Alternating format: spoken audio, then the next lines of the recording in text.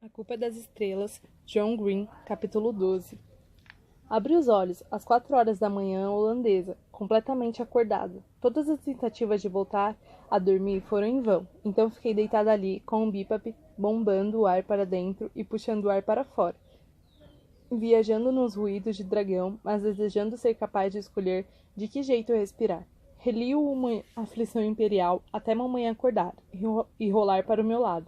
Lá pelas 6 horas, ela conchegou a cabeça no meu ombro, o que foi um pouco desconfortável e ligeiramente agustiniano. O hotel serviu o café da manhã no nosso quarto, e para minha total satisfação, continha frios e muitas outras transgressões, a composição do café da manhã norte-americano. O vestido que eu tinha planejado usar no encontro com Peter Van Houten passou à frente dos outros na fila, quando do jantar no Orange. Por isso, assim que saí do banho e consegui deixar o cabelo mais ou menos liso, passei uma meia hora debatendo com a mamãe sobre as diversas vantagens e desvantagens dos figurinos disponíveis, até que resolvi me vestir o mais parecida com a Ana em Y, possível Chuck Taylors, calça jeans escura do jeito que ela sempre usava e uma camiseta de malha azul claro. A estampa da camiseta era a reprodução de um famoso quadro realista de René Magritte, no qual ele pintou um cachimbo e escreveu embaixo em letras cursivas: "Isso não é um cachimbo." "Eu não consigo entender essa camiseta," mamãe falou. "O Peter Van Houten vai entender, acredite." Em uma aflição imperial, há tipo umas 7.000 referências a Magritte. "Mas isto é um cachimbo." "Não, não é," falei. "É uma ilustração de um cachimbo. Entendeu agora? Todas as representações de um objeto são inerentemente abstratas. É muito inteligente." "Como foi que você amadureceu tanto que consegue entender coisas que confundem sua velha mãe?" ela perguntou. "Parece que foi ontem que eu estava explicando para uma Ásil de 7 anos por que o céu é azul. Você me achou um gênio naquela época." "Por que o céu é azul?" perguntei. "Porque sim," ela respondeu. E eu ri. Quanto mais perto das 10 horas ia chegando, mais ansiosa eu ficava. Ansiosa para ver o Augustus, ansiosa para conhecer Peter Van Houten, ansiosa ao imaginar que minha roupa talvez pudesse não ter sido uma boa escolha, ansiosa e com medo de não conseguirmos achar a casa certa, já que todas as casas em Amsterdã se parecem, ansiosa e temerosa de nos perdermos e não encontrarmos o caminho de volta para Philos. Ansiosa, ansiosa, ansiosa. Mamãe ficava tentando bater papo comigo, mas eu não conseguia prestar atenção nela direito. Eu já estava para pedir a ela que fosse até o andar de cima ver se o Augustus estava acordado, quando ele chegou. Abri a porta, ele olhou minha camiseta e sorriu. "Muito engraçado," ele disse. "Não chame o meu peito de engraçado," retruquei. "Eu estou bem aqui," mamãe disse lá de trás. Mas eu tinha feito Augustus enrubescer e ficar tão sem ação que finalmente pude sustentar o olhar dele. "Tem certeza de que não quer ir também?" perguntei à mamãe. "Vou visitar o Rijksmuseum e o Waldpark hoje," ela respondeu. "Além do mais, não consigo gostar do livro dele, sem querer ofender. Agradeça a ele e a Lydia por nós, tá?" "Tá," respondi. Abracei a mamãe e ela beijou a minha cabeça bem acima da orelha. A casa branca e geminada de Peter Van Houten ficava saindo do hotel, logo depois da curva no Walderstraat, de frente para a área do parque, número 158. O Augustus me deu a mão, carregou o carrinho do oxigênio com a outra, e nós subimos os 3 degraus que levavam até a porta pintada de verniz azul e preto da casa. Meu coração batia acelerado. Uma porta fechada era a distância entre mim e as respostas com as quais vinha sonhando, desde a primeira vez que li a última página completa. Dava para ouvir as batidas do som de um baixo, alto o suficiente para fazer tremer os parapeitos e janelas. Fiquei me perguntando se Peter Van Houten teria um filho fã de rap.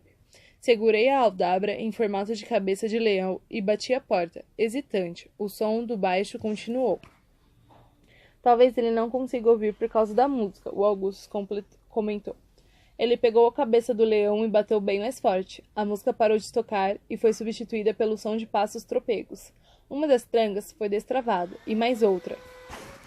A porta se abriu com um rangido. Um homem barrigudo, de cabelo ralo, bochechas caídas e a barba de uma semana por fazer estreitou os olhos por causa da luz do sol.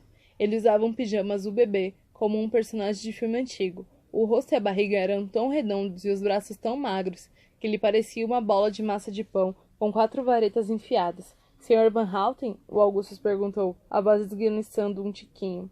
A porta se fechou com um estrondo. De trás dela, ouviu uma voz aguda e gaguejante gritar: "Lidwig!" Até aquele momento, eu vinha pronunciando o nome da assistente dele como Lidwig. Nós Nós conseguíamos escutar tudo através da porta. Eles estão aqui, Peter? Uma mulher perguntou. Estão, Lydia. Há duas aparições adolescentes atrás da porta. Aparições? Ela perguntou, como uma melodia cadenciada, tipicamente holandesa. O Van Houten respondeu rápido. Fantasmas, espectros, demônios, visitantes, pós-terrestres, aparições. Lídio, como pode uma pessoa que almeja obter um diploma de pós-graduação em literatura norte-americana demonstrar um conhecimento tão abominável da língua inglesa? Peter, aqueles não são visitantes pós-terrestres. Eles são Augustus e Hazel, os jovens fãs com os quais você vem se correspondendo. Eles são quem? Eu pensei que estivessem nos Estados Unidos da América. Sim, mas você os convidou para vir até aqui, se bem se lembra. Você sabe por que eu mudei dos Estados Unidos, Lydia? Para que nunca mais precisasse me encontrar com nenhum norte-americano. Mas você é norte-americano. Algo aparentemente incurável, imagino. Mas quanto a esses norte-americanos aí, você deve pedir-lhes que vão embora imediatamente, que houve um terrível engano, que o bendito Van Houten fez um convite retórico, não a sério, que esse tipo de convite deve ser considerado algo simbólico. Achei que fosse vomitar. Virei para o Augustus, que olhava vidrado para a porta, e vi o ombro dele se encurvar. Não farei isso, Peter, a Lydia respondeu. Você deve recebê-los. Você precisa vê-los. Precisa ver como seu trabalho é importante. Lydia, você me manipulou, de caso pensado, para provocar este encontro? Um silêncio demorado se seguiu, e por fim a porta se abriu de novo. Ele virou a cabeça metronicamente do Augustus para mim, ainda com os olhos estreitados. Qual de vocês é o Augustus Walter? Perguntou. O Augustus levantou a mão devagar. O Van Houten assentiu com a cabeça e disse, você já resolveu a questão com aquela franguinha? E foi quando vi pela primeira vez, e única vez, em Augustus Walter, totalmente sem palavras. Ele começou. Hazel, bem. Este garoto parece ter algum tipo de retardamento. Peter Van Houten disse para Lydia. Peter, ela o censurou. Bem, disse o Peter Van Houten, estendendo a mão para mim. É um prazer sem igual conhecer criaturas tão ontologicamente improváveis. Apertei a mão inchada dele e, em seguida, ele e o Augusto se cumprimentaram. Fiquei me perguntando o que a palavra ontologicamente significaria. Mesmo sem saber o que era, gostei dela. O Augustus e eu estávamos juntos no time das criaturas improváveis. Nós e os ornitorrincos. É claro que eu tinha esperado que Peter Van Houten fosse mentalmente são, mas o mundo não é uma fábrica de realização de desejos.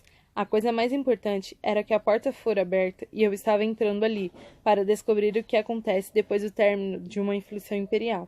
E isso era o suficiente. Seguimos ele e a Lydia para dentro da casa. Passamos por uma enorme mesa de jantar de madeira de carvalho com duas cadeiras e chegamos a uma sala de estar estranhamente estéril. Parecia um museu, só que não havia quadro algum nas paredes brancas e vazias.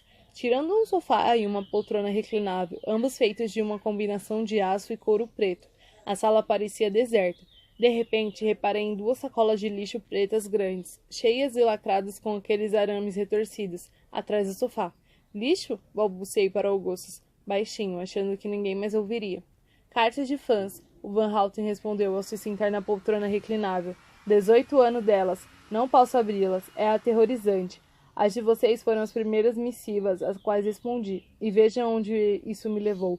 Para ser sincero, acho a realidade dos leitores totalmente insosa. Aquilo explicava por que o Van Houten nunca havia respondido às minhas cartas. Ele não tinha lido nenhuma. Fiquei me perguntando por que guardava todas elas, ainda mais numa sala de estar formal e quase vazia. O Van Houten colocou os pés em cima do puff, à frente da poltrona reclinável, e cruzou os chinelos. Ele apontou para o sofá. O Augustus e eu nos sentamos lado a lado, mas não perto demais. Vocês gostariam de tomar café da manhã? A Lydia perguntou. Comecei a responder que já tínhamos comido, quando Peter me interrompeu. É cedo demais para o café da manhã, Lydia. Bem, eles vêm dos Estados Unidos, Peter. Já passa do meio-dia para os dois. Neste caso, é tarde demais para o café da manhã, ele disse. Porém, já que passa do meio-dia para eles, deveríamos então nos servir de um drink. Você toma whisky? Perguntou para mim. Se eu... não, obrigado, falei. Augustus Walters? O Van Houten perguntou, balançando a cabeça para o Augustus. Não, obrigado. Para mim, apenas Lydia. Whisky e água, por favor. O Peter transferiu a atenção para o Gus, perguntando, você sabe como preparamos uma dose de whisky escocês com água nesta casa? Não, senhor, o Gus respondeu. Colocamos o uísque num copo, depois pensamos na água e então misturamos o uísque de verdade com a ideia abstrata da água. Talvez seja melhor tomar alguma coisa de café da manhã antes, Peter, Alidio disse. Ele olhou para nós e sussurrou, fingindo que estava contando um segredo e que ela não podia ouvi-lo. Alidio, eu acho que eu tenho problemas com a bebida. E eu acho que o sol nasceu, Alidio respondeu. Mesmo assim, ela se encaminhou para o bar na sala de estar. Pegou uma garrafa de uísque, serviu o copo até a metade e levou-o até ele. O Peter Van Houten tomou um gole e se ajeitou na cadeira, sentando-se ereto. Um drink dessa qualidade merece uma postura melhor, ele disse. Fiquei consciente da minha própria postura e me endireitei um pouco no sofá, e ajeitei a cânula. Papai sempre dizia que é possível julgar as pessoas pelo modo como tratam garçons e assistentes. Nesse aspecto, o Peter Van Houten era, provavelmente, o cara mais idiota do mundo. Então você gosta do meu livro? Ele disse para Augustus depois de outro gole. Sim, respondi pelo Augustus. E sim, nós, bem, o Augustus. Ele usou o desejo dele para conhecer você, para que nós pudéssemos vir aqui e você pudesse nos contar o que acontece depois do fim de uma aflição imperial. O Van Houten não disse uma palavra, apenas deu uma golada na bebida. Depois de alguns instantes, o Augustus falou. Seu livro foi mais ou menos o que nos uniu, mas vocês não são um casal, ele comentou sem me olhar. O que quase nos uniu, falei. Então ele olhou para mim. Você se vestiu igual a ela de propósito? Igual a Ana? Perguntei, e ele ficou só me encarando. Pode-se dizer que sim. Ele esvaziou o copo e fez uma careta. Eu não tenho problemas com a bebida, ele anunciou, a voz desnecessariamente alta. Eu tenho uma relação churchilliana com o álcool. Posso contar piadas, governar a Inglaterra e fazer o que quiser, exceto deixar de beber. Ele olhou para Lídia e fez um movimento com a cabeça em direção ao copo. Ele pegou e andou de volta até o bar. Só a ideia de água, ele insistiu. Está bem, já entendi, ela disse, o sotaque quase como o nosso. A segunda dose chegou. O Van Houten se impertigou todo de novo, como de forma a demonstrar respeito, e tirou os chinelos. Seus pés eram realmente feios. Ele estava arruinando a concepção que eu tinha de um gênio autoral, mas possuía as respostas. Bem, falei. Primeiro, nós queremos agradecer pelo jantar de ontem à noite. Nós pagamos de jantar para eles ontem à noite? Van Houten perguntou. Sim, no Orange. Ah, sim. Bem, acreditem em mim. Quando digo que vocês não têm de me agradecer, e sim a Lídia, que possui um talento excepcional quando se trata de gastar o meu dinheiro. O prazer foi todo nosso, a Lídia disse. Bem, obrigado, de qualquer forma, Augusto falou. Deu para sentir um quê de irritação na voz dele. Então, aqui estou. O Van Houten disse após alguns instantes. Quais são as suas perguntas? O Augustus murmurou. Ele parecia tão inteligente nas cartas, o Van Houten disse para Lídia, a respeito do Augustus. Talvez o câncer tenha criado uma cabeça de ponte no cérebro dele. Peter, a Lídia disse, devidamente horrorizada. Eu também estava horrorizada, mas havia algo de interessante num cara tão vil que se recusava a nos tratar de forma condescendente. Temos algumas perguntas, eu disse. Falei delas em meu e-mail, não sei se você lembra. Não lembro. A memória dele está comprometida, Lídia disse. Se ao menos minha memória se comprometesse, Van Houten retrucou. Então, nossas perguntas, repeti. Ela usa o nós da realeza. O Peter falou, para ninguém em particular. Outro gole. Eu não sabia como era o gosto do uísque, mas se fosse de alguma forma parecido com champanhe, não dava para entender como ele conseguia beber tanto tão rápido e tão cedo. Você conhece o paradoxo de tartaruga de Zenão? Ele perguntou para mim. Nossas perguntas têm a ver com o que acontece com os personagens depois do fim do livro. Mais especificamente, você presume de forma errônea que eu precise ouvir a sua pergunta para que possa respondê-la? Já ouviu falar de Zenão, o filósofo? Fiz ligeiramente que não com a cabeça. Ai de mim! Zenão era um filósofo pré-socrático que, dizem, elaborou 40 paradoxos associados à cosmovisão, a partir de pensamentos desenvolvidos por Parmenides. De Parmenides você já ouviu falar? Naturalmente, ele disse, e eu fiz que sabia quem era Parmenides, mesmo não sabendo. Graças a Deus, ele falou. Zenão se especializou em revinclar as imprecisões e simplificações de Parmenides, o que não foi difícil, pois Parmenides estava sempre redondamente enganado em quase tudo. O valor de Parmenides é o mesmo que o do amigo que escolhe o cavalo errado toda vez que você o leva ao hipódromo. Mas o paradoxo mais conhecido de Zenão... Espera um instante. Qual é o seu grau de familiaridade com o hip-hop sueco?